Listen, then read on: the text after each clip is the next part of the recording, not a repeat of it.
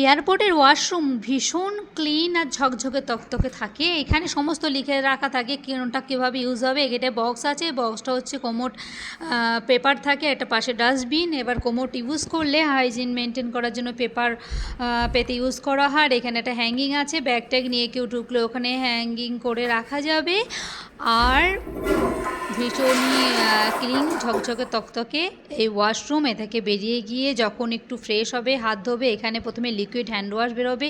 Sensor system, সেন্সারে এরকম liquid hand wash এরকম হাত পাতলেই চলে আসবে।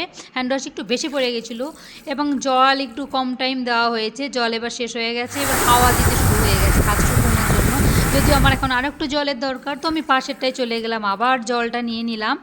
আর পাশে যে হ্যান্ডেলটা রয়েছে, টাচ করলে হাওয়াটা হবে, কিংবা জল দেওয়ার শেষ হয়ে গেলেই হাওয়া দেবে।